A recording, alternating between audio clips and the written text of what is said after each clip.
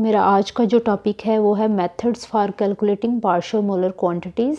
तो partial molar quantities वो वाली क्वांटिटीज़ होती हैं, उन मोलर क्वांटिटीज़ को हम पार्शियल मोलर क्वांटिटीज़ में कन्वर्ट करते हैं जो कि एक्सटेंसिव प्रॉपर्टीज़ होती हैं।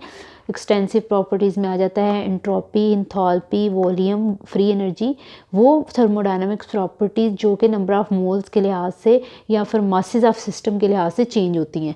तो जब वो चेंज होती हैं तो फिर हम वो चेंज चेक कर लेते हैं नंबर ऑफ़ मोल्स के लिहाज से, वो जितना भी चेंज आया उसको चेक करते हैं। तो वो जो क्वांटिटीज़ होती हैं जिसको हम एक्स से रिप्रेजेंट करते हैं, वो कोई भी क्वांटिटी हो सकती है, वो पार्शियल मोलर क्वांटिटी में चेक कन्वर्ट हो जाती है। फॉर एग्जांपल एक्स जो है वो मोलर क्वांटिटी है जिसमें entropy, enthalpy, volume, free energy कोई भी इनमें से प्रॉपर्टी आ सकती है।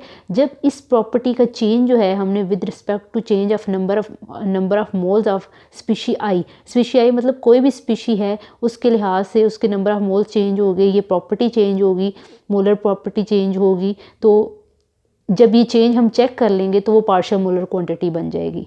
पार्शियल मोलर क्वांटिटी को x1 बार से रिप्रेजेंट करते हैं, मतलब वो कोई भी क्वांटिटी हो सकती है, entropy, enthalpy, volume, free energy. अगर उसका चेंज हम नंबर ऑफ मोल्स के लिहाज से चेक कर लें तो वो molar property partial molar property बन जाती है और उसके ऊपर हम बार लगा देते हैं। यानी हम s के ऊपर बार लगा देंगे, जैसे x का मतलब एस भी, इंट्रोपी भी हो सकती है, इंथैल्पी भी हो सकती है, वॉल्यूम भी और फ्री एनर्जी भी। इन सब का अगर चेंज हम नंबर ऑफ मोल्स के लिहाज से चेक कर लेंगे तो इन सब के ऊपर बार लग जाएगा, ये वाला बार। तो ये वाली क्वांटिटीज़ जो भी हैं जो कि मोलर क्वांटिटीज़ हैं वो पार्शियल मोलर क्वांटिटी बन जाएंगी जब इसके ऊपर हम बार लगा देंगे। ठीक है, तो इनको कैलकुलेट करने के डिफरेंट मेथड्स हैं और जो सबसे पहला मेथड है वो है स्लोप मेथड। तो अगर हमारे बाइनरी सिस्टम है, बाइनरी सिस्टम होने का मतलब है अगर हमारे पास दो पार्शियल मोलर क्वांटिटी हैं, x1 बार है और उसमें जो नंबर ऑफ़ मोल्स हैं वो n1 है। अगर n1 का मतलब है स्पीशी 1 के नंबर ऑफ़ मोल्स के लिहाज से अगर चेंज हो रहा है चेक, तो पार्शियल मोलर क्वांटिटी होगी x1 बार। अगर स्पीशी 2 के लिहाज के नंबर ऑफ़ मोल्स के लिहाज से हमारी मोलर प्रॉपर्टी जो है चेंज हो रही है तो हमारा जो बार होगा वो x2 बार होगा। बाइनरी सिस्टम में जब दो स्पीशीज़ हैं, दोनों के नंबर ऑफ़ मोल्स चेंज होंगे और दोनों के लिहाज से डिफरेंट पार्शियल मोलर क्वांटिटीज़ आएंगी तो हम ये वाली इक्वेशन यूज़ करेंगे। ये इक्वेशन किस तरह आती है वो भी मैं आपको बता दूंगी। तो ये जो इक्वेशन होती है ये स्ट्रेट लाइन इक्वेशन होती है। इसमें हमारे ये जो होता है वाई एक्सिस होता है, n1 जो होगा वो x एक्सिस होगा और x एक्सिस के साथ जो मल्टीप्लाई होता है वो हमारी स्लोप होती है। ठीक है, y एक्सिस पे मोलर क्वांटिटी, n1 जो है वो x एक्सिस पे आएगा और x एक्सिस के साथ जो मल्टीप्लाई होता है वो हमारा स्लोप होता है और जो प्लस के बाद हमारा होता है वो इंटरसेप्ट होता है। तो जब हम बाइनरी इक्वेशन के लिए ये वाली इक्वेशन यूज़ करते हैं जो कि मैं बताऊंगी किस तरह से आई थी, तो हम इससे अपनी पार्शियल मोलर क्वांटिटी कैलकुलेट कर सकते हैं। कैसे? स्लोप से। स्लोप मेथड है ये, इसीलिए इसको स्लोप मेथड बोला जाता है क्योंकि x1 जो होता है, x1 बार जो होगा वो स्लोप के ऊपर आ जाएगा और जो बार वाली क्वांटिटी होती है वो पार्शियल मोलर क्वांटिटी होती है। तो हम स्लोप से पार्शियल मोलर क्वांटिटी यहाँ पे फाइंड कर सकते हैं। और हमारे इंटरसेप्ट पे अगर हम स्लोप से कैलकुलेट कर लेंगे पार्शियल मोलर क्वांटिटी, x1 बार कैलकुलेट कर लेंगे, n1 हमें ऑलरेडी पता है, x मोलर क्वांटिटी की वैल्यू ऑलरेडी पता होती है, n2 जो है स्पीशी 2 का भी नंबर ऑफ मोल्स अगर हमें पता है, तो फिर स्लोप कैलकुलेट करने के बाद हम दूसरी जो पार्शियल मोलर क्वांटिटी है वो भी कैलकुलेट कर सकते हैं। लेकिन इसमें प्रॉब्लम ये है हम एक ही टाइम पे दोनों पार्शियल मोलर क्वांटिटीज़ जो हैं वो कैलकुलेट नहीं कर सकते। पहले हमें स्लोप कैलकुलेट करनी पड़ेगी, फिर उसकी वैल्यूज इस इक्वेशन में पुट करेंगे, नंबर ऑफ मोल्स की दोनों स्पीशीज़ की पुट करेंगे, मोलर क्वांटिटी की पुट करेंगे, फिर जाके हमें x2 बार की वैल्यू मिलेगी। पहले एक पार्शियल मोलर क्वांटिटी फाइंड करेंगे तभी हम दूसरी फाइंड कर सकते हैं, एक ही टाइम पे हम दोनों फाइंड नहीं कर सकते। ठीक है, तो ये क्वेश्चन किस तरह से आती है वो देख लेते हैं। तो आप ये देखें, हमारे पास अगर पार्शियल मोलर क्वांटिटी का चेंज हमने चेक करना है एट कांस्टेंट टेम्परेचर और प्रेशर, तो चेंज जो है वो चेक करना है तो चेंज सिर्फ नंबर ऑफ मोल्स के लिहाज से होगा, टेम्परेचर और प्रेशर जो है वो कांस्टेंट होंगे। तो ये total change of molar quantity जो है will be equal to partial change of that molar quantity over number of mole of species 1। Species 1 के नंबर ऑफ मोल्स यहाँ पे चेंज हो रहे हैं, तो क्योंकि सारे के सारे जो चेंज है यहाँ पे स्पीशी 1 के नंबर ऑफ मोल्स के लिहाज से है, तो इसलिए टोटल चेंज dn1 हम लिखेंगे। ठीक है। इसमें N2, N3 और बाकी जो स्पीशीज़ हैं उनके नंबर ऑफ़ मोल्स कांस्टेंट रहेंगे। सिर्फ N1 स्पीशी के नंबर ऑफ़ मोल्स चेंज होंगे और उसके लिहाज से जो भी हमारा मोलर क्वांटिटी का चेंज होगा वो हमने चेक करना है। और टोटल चेंज जो है N1 स्पीशी के नंबर ऑफ़ मोल्स के लिहाज से ही सारे का सारा चेंज है। प्लस बाइनरी सिस्टम है तो हम 2 ही स्पीशीज़ यहाँ पे कंसीडर कर रहे हैं, N3 हम नहीं करेंगे, हम N2 ही लिख लेते हैं क्योंकि हम बाइनरी सिस्टम के लिए कर रहे हैं। बाइनरी सिस्टम में सिर्फ 2 ही स्पीशीज़ इन्वॉल्व होती हैं, ठीक है। N2 कांस्टेंट होगी, N1 चेंज हो रही है और उसके लिहाज से molar quantity total change N1 के लिहाज से ही है। फिर दूसरे में हमारा N1 कांस्टेंट है, N2 चेंज हो रहा है और टोटल चेंज N2 के लिहाज से ही है और उस लिहाज से जो मोलर क्वांटिटी चेंज होगी उसको चेक करना है, ठीक है। ये जो चेंज है N1 के लिहाज से है, ये चेंज N2 के लिहाज से है और इसमें टोटल चेंज N1 के लिहाज से, इसमें टोटल चेंज N2 के लिहाज से है। D जो होता है वो टोटल चेंज को रिप्रेजेंट करता है और जो पार्शियल साइन होता है वो पार्शियल चेंज को रिप्रेजेंट करता है। तो हम ये वाला हमें पता है, ये फार्मूला किसका है, हमने ये फार्मूला ऊपर भी किया है। Change of molar quantity with respect to change of number of moles को हम x1 बार लिखते हैं। मतलब ये वाला जो पोर्शन है हमारा वो x1 बार के इक्वल हो जाएगा। DN1 ऐसे ही आ जाएगा साथ में और ये जो यहाँ पे भी ये वाला जो पोर्शन है यहाँ पे जो चेंज है वो N2 नंबर ऑफ मोल्स के लिहाज से है, ठीक है। स्पीशी 2 के नंबर ऑफ मोल्स के लिहाज से चेंज है तो ये वाला हो जाएगा हमारा x2 बार। जब भी कोई मोलर क्वांटिटी का चेंज हम नंबर ऑफ मोल्स के लिहाज से चेक करेंगे तो उस मोलर क्वांटिटी के ऊपर हम बार लिख देंगे और जिस स्पीशी के नंबर ऑफ मोल्स चेंज हो रहे हैं वो साथ में लिख देंगे। यहाँ स्पीशी 1 के लिहाज से नंबर ऑफ मोल्स चेंज हो रहे हैं तो यहाँ 1 लिख दिया। यहाँ स्पीशी 2 के लिहाज से स्पीशी 2 के नंबर ऑफ मोल्स चेंज हो रहे हैं और उस लिहाज से हमारी मोलर क्वांटिटी चेंज हो रही है तो यहाँ पर हमने 2 लिख दिया, ठीक है। तो DN2 भी ऐसे ही साथ आ जाएगा, DN1 भी ऐसे ही साथ आ जाएगा। फिर यहाँ पे हम लेंगे इंटीग्रेशन यहाँ भी लेंगे, यहाँ भी लेंगे, यहाँ भी लेंगे। जब हम पार्शियल मोलर क्वांटिटी जो होती है, जो हमारी मोलर क्वांटिटी होती है जिसके ऊपर बार नहीं है वो नंबर ऑफ मोल्स के लिहाज से चेंज होती है, लेकिन जब बार उसके ऊपर आ जाता है तो वो हमारी इंटेंसिव प्रॉपर्टी बन जाती है और वो नंबर ऑफ मोल्स के लिहाज से, मासेस के लिहाज से चेंज नहीं होती, वो कांस्टेंट हो जाती है। जब तक वो मोलर क्वांटिटी थी वो एक्सटेंसिव प्रॉपर्टी थी, वो नंबर ऑफ मोल्स के लिहाज से चेंज हो रही थी। जो ही वो उसके ऊपर हमने बार लगाया तो वो इंटेंसिव प्रॉपर्टी हो जाती है, फिर वो नंबर ऑफ मोल्स के लिहाज से चेंज नहीं होती, वो कांस्टेंट हो जाती है, ये वाली भी और ये वाली प्रॉपर्टी भी, ठीक है। तो जब हमने इंटीग्रेशन करना है तो हम कांस्टेंट क्वांटिटीज़ को बाहर रख लेते हैं, उनको हम इंटीग्रेट नहीं कर सकते। तो सिर्फ इंटीग्रेशन यहाँ पे अप्लाई होगी DN1 के साथ और DN2 के साथ, ठीक है। और हमें पता है अगर किसी की पावर 1 हो तो फिर इंटीग्रेशन और डेरिवेटिव जो है कैंसिल आउट हो जाते हैं, ये दोनों आपस में कैंसिल होकर ख़त्म हो जाएंगे, पीछे x रह जाएगा। इसी तरह यहाँ पर भी n की भी पावर 1 है, यहाँ पर भी d और इंटीग्रेशन ख़त्म हो जाएंगे, सिर्फ n रह जाएगा, N1। यहाँ पे भी d और इंटीग्रेशन ख़त्म हो जाएंगे, पीछे N2 रह जाएगा। तो ये हमारा फार्मूला आ जाएगा और यही फार्मूला हमने यहाँ पे अप्लाई किया है, ये वाला फार्मूला, और इससे हमने स्लोप मेथड से हमने अपना पार्शियल मोलर क्वांटिटी निकाली है, ठीक है। तो ये तो हो गया स्लोप मेथड। तो और अगर हमने दोनों को इकट्ठा कैलकुलेट करना हो x1 बार को और x2 बार को तो हम इंटरसेप्ट मेथड जो है वो यूज़ करते हैं। इंटरसेप्ट मेथड जो है वो यहाँ पे है, ठीक है। इंटरसेप्ट मेथड में हम क्या करते हैं, इससे हम दोनों क्वांटिटीज़ को सिमिल्टेनियसली कैलकुलेट कर सकते हैं, दोनों पार्शियल मोलर क्वांटिटीज़ को, ठीक है। तो इसमें हम क्या करते हैं, इस पे हम मीन मोलर प्रॉपर्टी वाला कॉन्सेप्ट जो है वो फाइंड करते हैं। जो भी मोलर क्वांटिटी होगी, x का मतलब है यहाँ पे एंट्रोपी, एंथैल्पी, फ्री एनर्जी, कोई भी मोलर क्वांटिटी हो सकती है, तो उसका हमने मीन ले लेना है। तो मीन को हम स्मॉल x से रिप्रेजेंट कर रहे हैं। मीन लेने का मतलब है उस मोलर क्वांटिटी को डिवाइड कर देना है टोटल नंबर ऑफ मोल्स से। तो इस total of number of moles of species 1, क्योंकि यहाँ ये भी बाइनरी सिस्टम ही है, जो सिस्टम स्लोप मेथड पे है यहाँ पे भी यही सिस्टम होगा। बाइनरी सिस्टम का मतलब 2 स्पीशीज़ हैं, एक स्पीशी 1 है, एक स्पीशी 2 है। तो स्पीशी 1 के सारे number of moles plus species 2 के सारे नंबर ऑफ मोल्स, ठीक है। तो मोलर क्वांटिटी को टोटल नंबर ऑफ मोल से कैलकुलेट कर देना है दोनों स्पीशीज़ के, तो हमारे पास मीन प्रॉपर्टी आ जाएगी। ये मीन मोलर प्रॉपर्टी है। तो मीन मोलर प्रॉपर्टी जब आ जाएगी तो ये हमने कर देना है इसको इसके साथ मल्टीप्लाई, ठीक है। क्रॉस मल्टीप्लिकेशन करेंगे, ये इसके साथ मल्टीप्लाई हो जाएगा और x हो जाएगा, molar property will be equal to, molar property हो जाएगी equal to x N1 plus N2, ये इसके साथ मल्टीप्लाई हो जाएगा। फिर हम क्या करेंगे, हमने सेम जो पीछे किया था, हम इसका चेंज चेक करेंगे विद रिस्पेक्ट टू स्पीशी 2 के नंबर ऑफ मोल्स के लिहाज से और N1 इसमें कांस्टेंट कर देंगे। इस वाली इक्वेशन पे हम ये वाला फार्मूला अप्लाई कर रहे हैं। एक्स का चेंज चेक कर रहे हैं with respect to change of number of moles of species 2। यहाँ पे भी ये फार्मूला लगाएंगे और दूसरी साइड पे ये फार्मूला लगाएंगे। एक सेकेंड,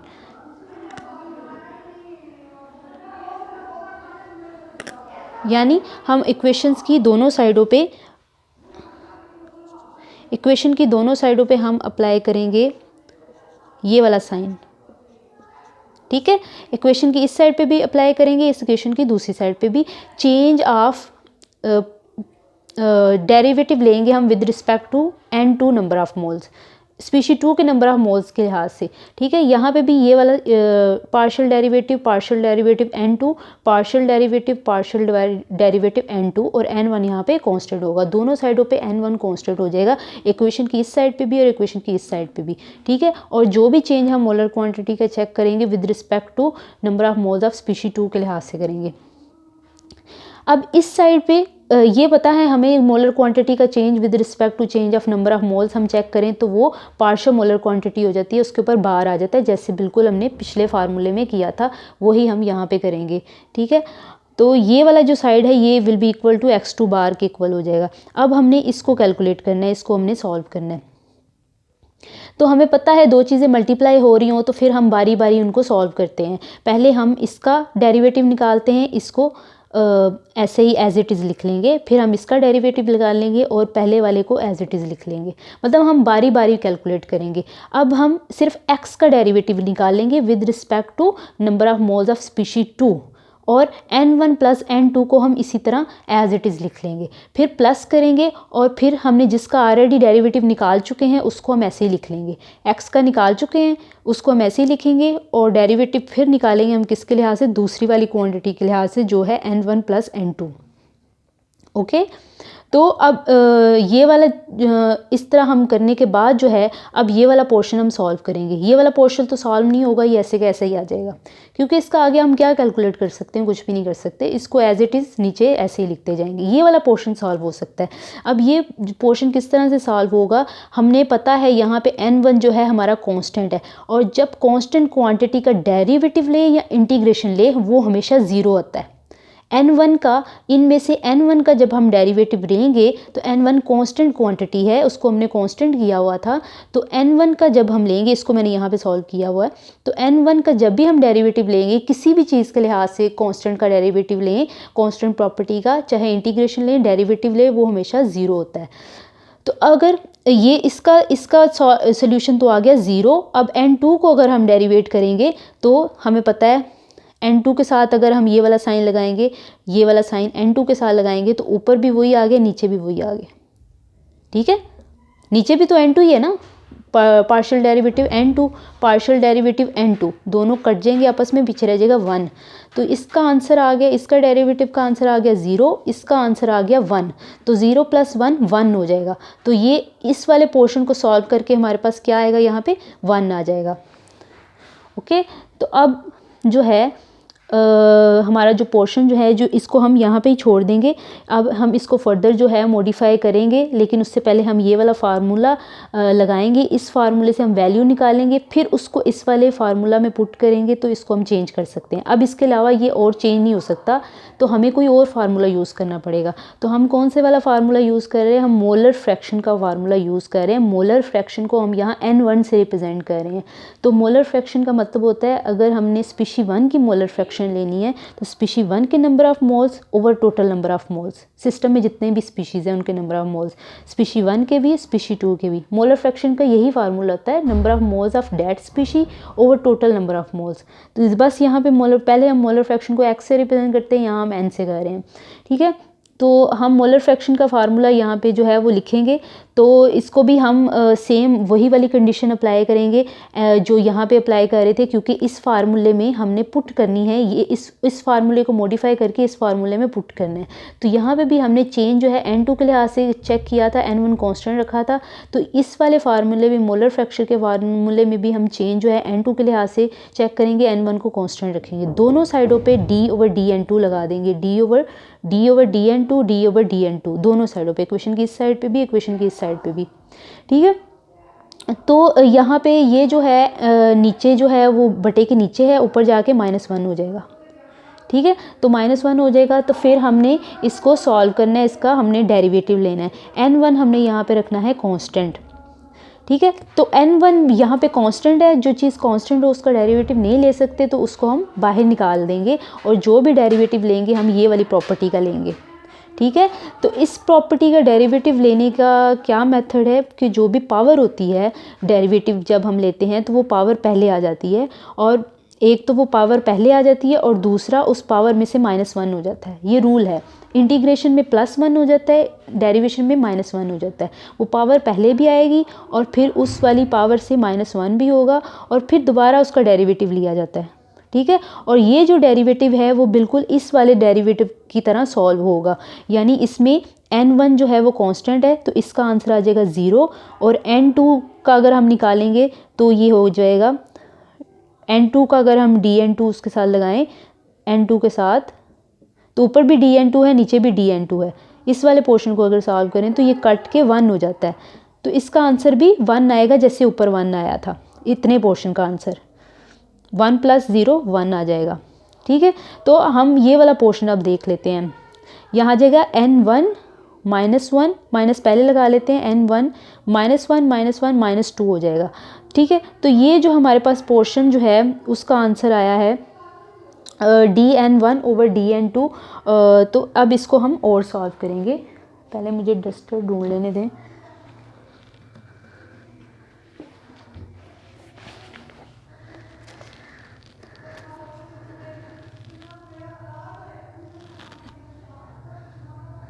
चलिए, डस्टर तो नहीं मिल रहा, मैं हाथ से साफ़ कर देती हूँ फिर।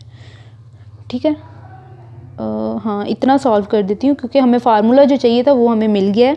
ये वाला फार्मूला अब हम यहाँ पे पुट करेंगे, अभी थोड़ा इसको और मॉडिफाई करेंगे। तो ये मैं रेज़ कर देती हूँ सारा।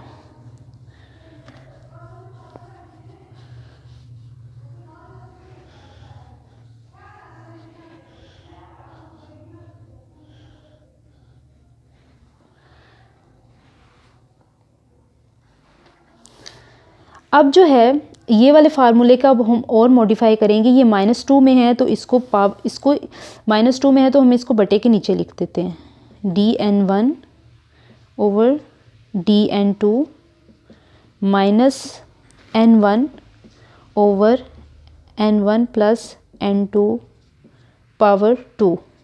मतलब ऊपर -2 था तो उसको बटे के नीचे लिख देते हैं। अब ये 2 दफ़ा लिखा हुआ है तो हम इसको अलग अलग करके भी लिख सकते हैं।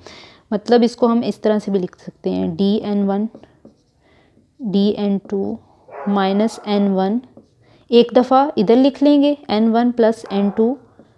इसकी पावर 2 है ना, 2 पावर है इसकी, तो इसको हम 2 बार लिख लेंगे, अलग अलग खोल के लिख लेंगे। ठीक है, अब ये यहाँ पे n1 है, कैपिटल N1 है, तो n1 के नीचे n1 ही होना चाहिए, n2 को दूसरी साइड पे ले जाएंगे तो हम इसको इधर लिख देंगे, इसको इधर लिख देंगे थोड़ा। ठीक है,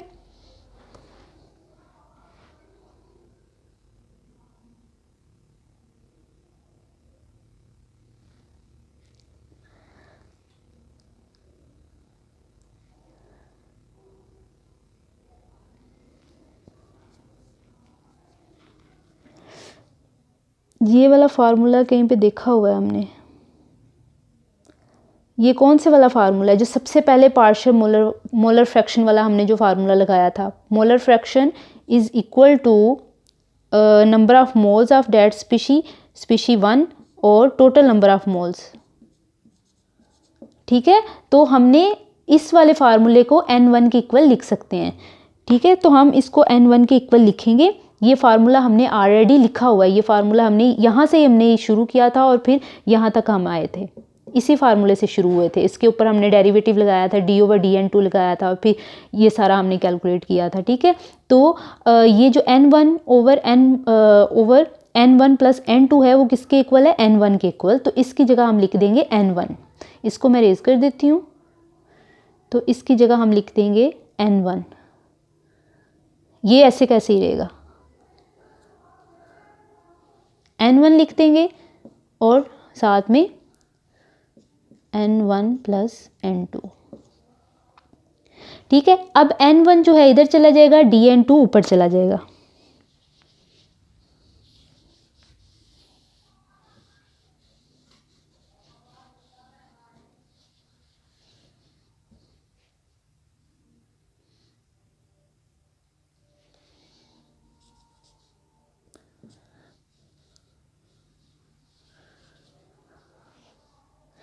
क्रॉस मल्टीप्लिकेशन कर देते हैं, ये इधर चला जाएगा और इसको इसकी जगह ले आते हैं।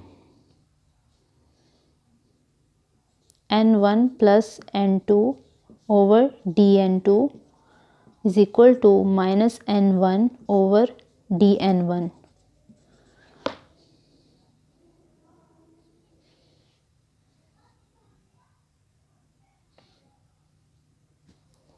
ठीक है, तो अब इस इक्वेशन को हम मल्टीप्लाई करेंगे, क्योंकि इस इक्वेशन को हमने किस इक्वेशन में पुट करना है, रिलेट करना है इस इक्वेशन को ये वाली इक्वेशन के साथ। कोई ना कोई वैल्यू हमने यहाँ से पुट करनी है। तो ये इक्वेशन जो है सेम इस इक्वेशन की तरह है। अगर आप देखें तो यहाँ पे N1 ओवर N2 है, यहाँ पे भी N1 प्लस N2 है, यहाँ पे भी नीचे डेरिवेटिव N2 है, यहाँ पे भी डेरिवेटिव N2 है। सिर्फ किस चीज़ की कमी है, पार्शियल डेरिवेटिव मोलर क्वांटिटी की कमी है। तो हम अगर इस फार्मूले को हमने इस वाले फार्मूले में इंट्रोड्यूस करना है तो हम दोनों साइडों पे मल्टीप्लाई कर देंगे विद dx। यहाँ पे पार्शियल डेरिवेटिव है, यहाँ टोटल डेरिवेटिव है। टोटल डेरिवेटिव को पार्शियल डेरिवेटिव में आप आराम से कन्वर्ट कर सकते हैं। तो पहले तो हम यहाँ पे दोनों साइडों पे dx के साथ मल्टीप्लाई कर देंगे। क्यों मल्टीप्लाई करना है, अगर क्योंकि हमने ये वाला फार्मूला इस वाले फार्मूले के इक्वल करना है। तभी जो अगर हम इन दोनों को इक्वल करेंगे तभी इसकी जो वैल्यू आई है वो हम यहाँ पे पुट कर सकेंगे। इसकी ये वाली वैल्यू आ रही है इसकी। ठीक है, तो अब हमने दोनों साइडों पे जब मल्टीप्लाई कर दिया तो ये formula will be equal to this side. और ये हमें पता है ये कौन सा है, इस फार्मूले में जो मेन हमारा फार्मूला था उसमें ये वाला पार्ट और ये वाला पार्ट सेम है। यहाँ पे भी डेरिवेटिव मोलर क्वांटिटी है, डेरिवेटिव मोलर क्वांटिटी है। N1 प्लस N2 है, N1 प्लस N2 है। ठीक है, नीचे डेरिवेटिव N2 के लिहाज से, यहाँ पे भी डेरिवेटिव N2 के लिहाज से। बस फ़र्क क्या है, यहाँ पार्शियल डेरिवेटिव है, यहाँ टोटल डेरिवेटिव है, तो वो एक ही बात होती है। तो हम जो है ये वाली वैल्यू जो है इसकी जगह पुट कर देंगे।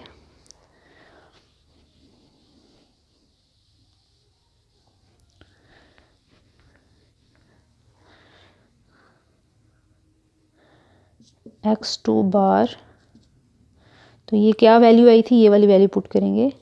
एंड मैंने बोला था कि हम ये वाला क्वेश्चन जो है इसको आगे से सॉल्व नहीं करेंगे। पहले मैं नीचे एक फार्मूला लिखूंगी, उससे एक वैल्यू निकालूंगी, वो फिर इधर पुट करूंगी।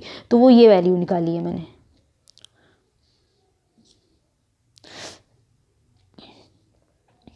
क्योंकि यहाँ पार्शियल डेरिवेटिव के लिहाज से, तो इसलिए हम यहाँ पे भी dx की जगह पार्शियल डेरिवेटिव ही लिखेंगे।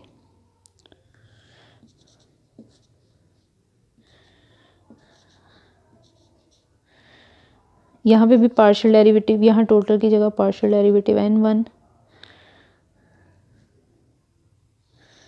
तो ये वाली वैल्यू मैंने यहाँ पे पुट कर दी। ठीक है, प्लस x। तो ये वैल्यू मैंने पुट कर दी है, तो अब मैं इसको रेज कर दूंगी। ये सेम वैल्यू मैंने इसकी जगह पुट की है और प्लस x ऐसे ही आ जाएगा।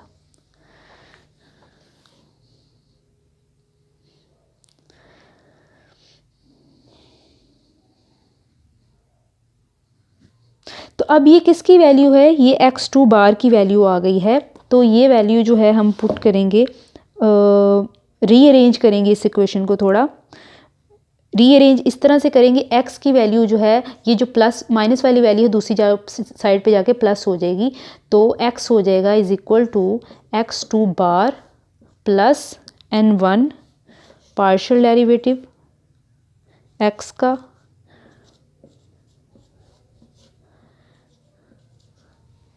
ठीक है। तो अब इस इक्वेशन को हम स्ट्रेट लाइन इक्वेशन बोलेंगे और इस इक्वेशन से हमने दोनों के दोनों partial molar derivative, partial molar quantities जो है निकालनी है। x1 भी निकालनी है, x2 भी इसके लिहाज से निकालनी है। लेकिन इस इक्वेशन में सिर्फ x2 बार है, तो x1 बार हम कैसे निकालेंगे वो मैं आपको बताती हूँ। तो पहले तो इस इक्वेशन के लिहाज से हम ग्राफ बनाएंगे। ग्राफ कहाँ पे बनाऊँ, यहाँ पे बना लूँ।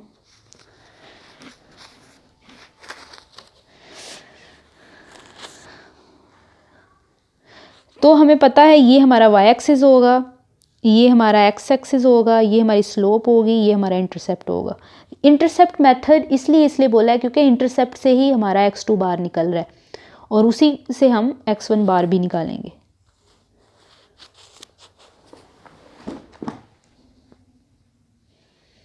xn1 स्लोप क्या होगी हमारी, स्लोप होगी हमारी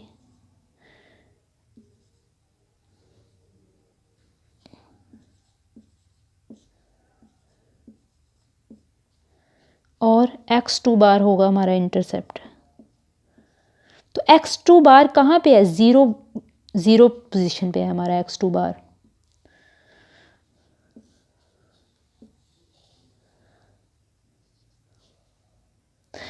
तो ये जो पोजीशन है, अगर हमारा मिक्सचर है, मिक्सचर में क्या होता है कि अगर कोई क्वांटिटी, अगर मिक्सचर में दो क्वांटिटीज होती हैं, एक x2 बार है, दूसरी x1 बार है, अगर पे ये इस वाले साइड पे ये 100% है x2 बार, तो हमारा x1 बार क्या होगा, x1 बार यहाँ पे 0 होगा। ठीक है, दो क्वांटिटी, जैसे हम सोल्यूशन का मिक्सचर लेते हैं ना, उसमें अगर इक्वेशन की यहाँ पे x2 बार है, ये हमें पता है इंटरसेप्ट है और 0 पॉइंट पे यहाँ से लेके यहाँ तक इंटरसेप्ट की उसकी वैल्यू है, तो ये जो वैल्यू है ये x2 बार यहाँ पे 100% है, तो x1 बार यहाँ पे 0% होगा। आहिस्ता आहिस्ता इस साइड पे जब हम मूव करते जाएंगे तो इस साइड पे, इस इक्वेशन की इस साइड पे हमारा x1 बार 100% हो जाएगा और x2 बार यहाँ पे हमारा होगा 0%, और यहाँ पे ये वाला इंटरसेप्ट जो है वो x1 बार को रिप्रेजेंट कर रहा है। यहाँ से लेके यहाँ तक x1 बार को रिप्रेजेंट करेगा, यहाँ से लेके यहाँ तक x2 बार को रिप्रेजेंट करेगा। ठीक है, तो इस तरह साइमल्टेनियसली एक ही टाइम पे एक ही ग्राफ यूज़ करके, एक ही इक्वेशन यूज़ करके हम x2 बार भी निकाल सकते हैं। इसको इंटरसेप्ट मेथड बोलते हैं, दोनों इंटरसेप्ट से ही निकलेंगे, और x1 बार भी निकाल सकते हैं। x2 बार ये वाला इंटरसेप्ट होगा, x1 बार ये वाला इंटरसेप्ट होगा। ठीक है, तो ये था intercept method to calculate partial molar quantities. तो इससे हम सब पार्शियल मोलर क्वांटिटीज़, एंट्रोपी की, एंथैल्पी की, फ्री एनर्जी की, मोलर वॉल्यूम की, सब की partial molar quantities slope method और इंटरसेप्ट मेथड से निकाल सकते हैं। तो ये है हमारी मेन इक्वेशन, तो इसमें हम ये वाला ग्राफ यूज़ करेंगे, और स्लोप मेथड मैं आपको ऑलरेडी बता चुकी हूँ। I hope you understand this concept well. If you have any question ask in comment box below and don't forget to like, subscribe and share. अल्लाह हाफिज़।